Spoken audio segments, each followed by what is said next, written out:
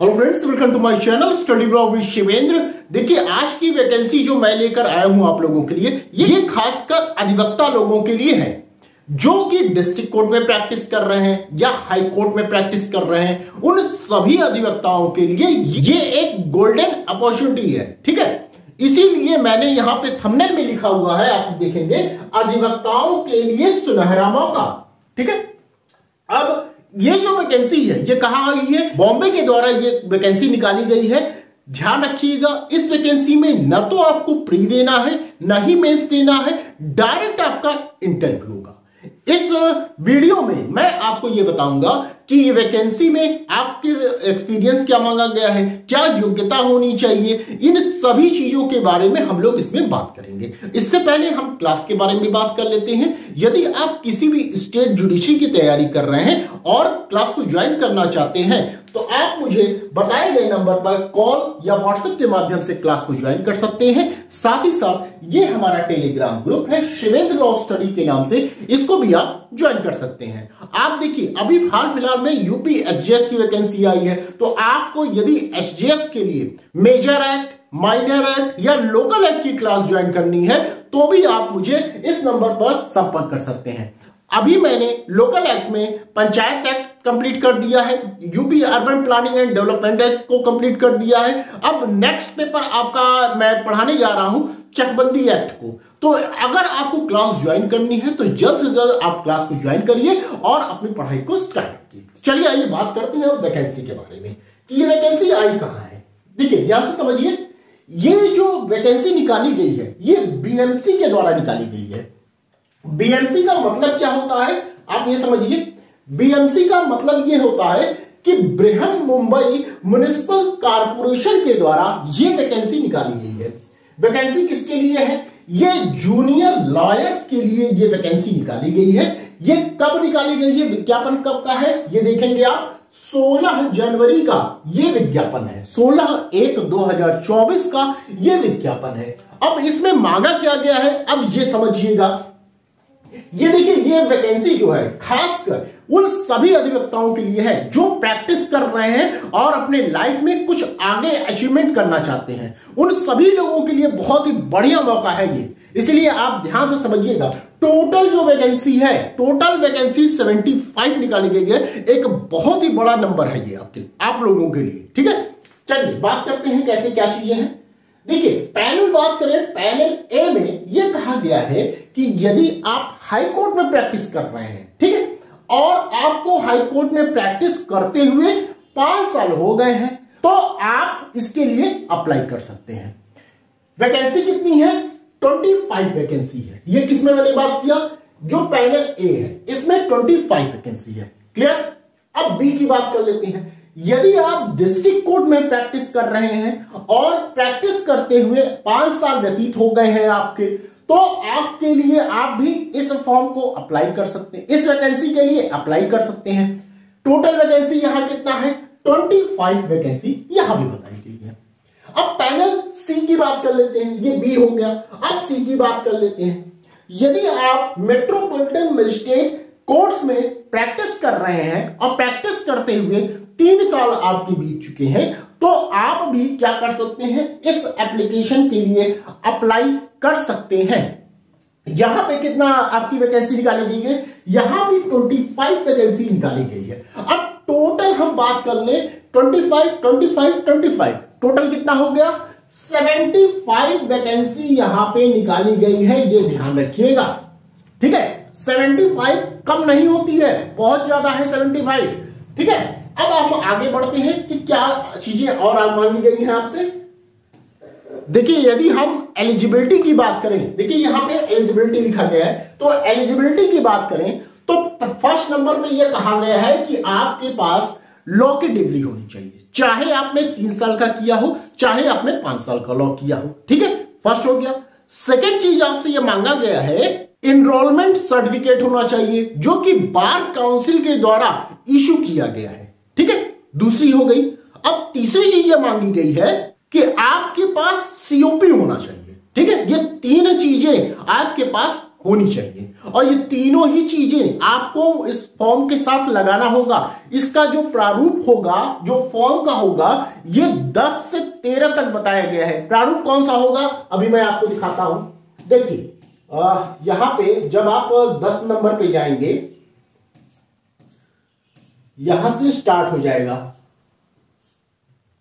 देखिए यहां से आपका स्टार्ट हो जा रहा है, तो 10, 11, 12, 13 तक आपका जो ये फॉर्म है इसका आप प्रिंट आउट निकलवा लेंगे और इसको फिल करेंगे हाथ से, और फिल करने के बाद इसको भेजना है। और ये भी ध्यान रखिएगा, इसके साथ आपके डॉक्यूमेंट जो है वो आपको अटैच करना होगा। जैसे आप यहाँ फोटो लगा देंगे, एप्लीकेशन नंबर में जो भी है, यहाँ अपना नाम जो भी लिखा गया है, ये पूरी चीजें फिल करने के बाद इसमें आप अपना डॉक्यूमेंट क्या करेंगे, अटैच करेंगे। अटैच करने के बाद आपको इस फॉर्म को सेंड करना होगा। सेंड कहां करेंगे, अब ये समझिए, आपको सेंड यहां करना है।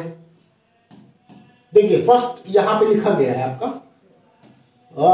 यहां पे देखिए ये रहा, ये ध्यान रखिएगा, यहां सेंड करना है आपको।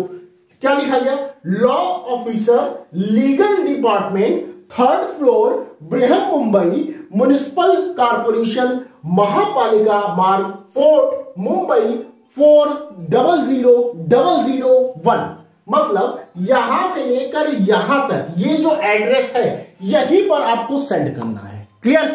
और ध्यान रखिएगा कि जब आप फॉर्म भर रहे हैं, जो फिलअप करते हैं, वो एनवेलप होता है ना, उसके अंदर आप डॉक्यूमेंट डालेंगे, फॉर्म और ये निकाल के प्रिंट आउट डालेंगे, उसमें डालेंगे, तभी तो आप सेंड करेंगे। तो जो एनवेलप है उसके ऊपर आपको एक चीज लिखना होगा। क्या लिखेंगे आपको ये चीज लिखना होगा, यहां से लेकर यहां तक ये चीज मैंडेटरी है, ये लिखना होगा आपको। एक्सप्रेशन ऑफ इंटरेस्ट, EOI जिसको कहते हैं, for empanelment of junior lawyers in BMC, इसको आपको फ्रंट पे लिखना होगा। ये ध्यान रखिएगा। फॉर्म को कब तक आपको भेजना है ये भी ध्यान रखिएगा। आपको फॉर्म 16 फरवरी से पहले ही आपको भेज देना है। ये ध्यान रखिएगा, ये इंपॉर्टेंट डेट है।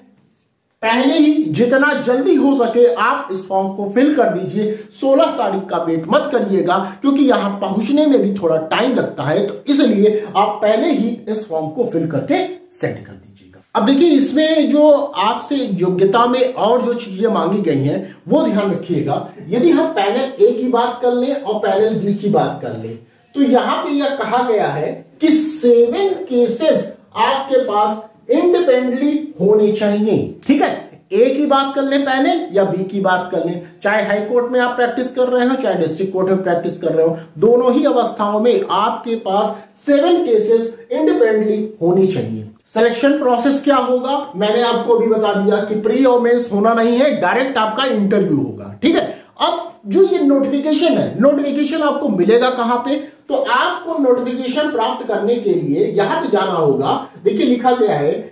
portal.ncgm.government.in, इस पर जब जाएंगे तो ये पूरा आपका नोटिफिकेशन मिल जाएगा। यदि किसी कारणवश ये नोटिफिकेशन नहीं मिलता है तो आप मुझे मैसेज करिएगा, मैं इसे अपने टेलीग्राम ग्रुप पे शेयर कर दूंगा। टेलीग्राम ग्रुप पे तभी आपको मिल सकता है जब आप टेलीग्राम ग्रुप ज्वाइन किया हो। तो ठीक है, तो प्लीज टेलीग्राम ग्रुप को ज्वाइन कर लीजिएगा जिन्होंने ज्वाइन नहीं किया है। चलिए आगे चलते हैं। देखिए बात करते हैं आपको फीस के रूप में क्या मिलेगा। फीस के रूप में क्या मिलेगा यहां पे बताया गया है। यदि आप पैनल ए के अंतर्गत आते हैं अर्थात हाई कोर्ट के अंतर्गत आते हैं तो आपको एडमिशन के रूप में 40,000 रुपए मिलेगा, लेकिन वहीं पर आप फाइनल हियरिंग करते हैं तो वहां पे 50,000 रुपए मिलेगा। क्लियर बात। यदि आप पैनल बी के अंतर्गत आते हैं तो आप एडमिशन करते हैं तो आपको 35,000 मिलेगा, फाइनल हियरिंग करते हैं तो 40,000 मिलेगा। वहीं पैनल सी के अंतर्गत आप आते हैं, एडमिशन करते हैं तो 5,000 मिलेगा और फाइनल हियरिंग करते हैं तो 10,000 रुपए आपको मिलेंगे। ठीक है, आगे चलते हैं। अब देखिए यहां पे ये चीज बताया गया है, यदि आप पैनल ए के अंतर्गत हैं और एप्लीकेशन लगाते हैं तो कितना मिलेगा 25,000। वहीं SLP लगाते हैं तो आपको 50,000 रुपए मिलेगा। ठीक है, पैनल बी के अंतर्गत आते हैं, एप्लीकेशन लगाते हैं तो 20,000 मिलेगा और SLP लगाते हैं तो 50,000 मिलेगा। पैनल सी के अंतर्गत आते हैं तो 10,000 मिलेगा और एसएलपी लगाते हैं तो 50,000 मिलेगा। मतलब यहां पे यह कहा जा रहा है तीनों ही स्थिति में, चाहे आप पैनल ए के अंतर्गत आए, बी के अंतर्गत आए, सी के अंतर्गत आए, तीनों ही स्थिति में यदि आप एसएलपी लगा रहे हैं तो आपको कितना मिलेगा? 50,000 रुपए आपको मिलेंगे। ठीक है, ये कम अमाउंट नहीं होता है, तो ये ध्यान रखिएगा। जितने भी अधिवक्ता गण हैं वो इस फॉर्म को जरूर भरेंगे। अगर वो इस जो योग्यता मांगी गई है उस पर खरे उतरते हैं तो इस फॉर्म को जरूर भरेंगे, मिस ना करें वो। तो यही मुंबई के अंतर्गत एक वैकेंसी निकाली गई थी जिसे मैंने आपको बता दिया। तो ये वैकेंसी खासकर उन्हीं अधिवक्ताओं के लिए यूजफुल होगा जिन्हें कुछ टाइम हो गए हैं ना वकालत करते हुए। तो वो अधिवक्ता जो इस पर खरे उतर रहे हैं वो इस एप्लीकेशन को जरूर फिल करें। और ध्यान रखिएगा, एप्लीकेशन फिल करने की लास्ट डेट जो है, जो जमा करने की लास्ट डेट है, मैंने अभी आपको बताया कि 16 फरवरी से पहले ही आप इसको फिल करके सेंड कर दीजिएगा। आई होप मेरे द्वारा बताई गई जानकारी आपको पसंद आई होगी। यदि पसंद आई हो तो प्लीज वीडियो को लाइक कर दीजिएगा, शेयर कर दीजिएगा और चैनल पे यदि आप नए हैं तो चैनल को सब्सक्राइब कर दीजिएगा। तो बस आज के लिए इतना ही, फिर मिलते हैं नेक्स्ट वीडियो में। Thank you.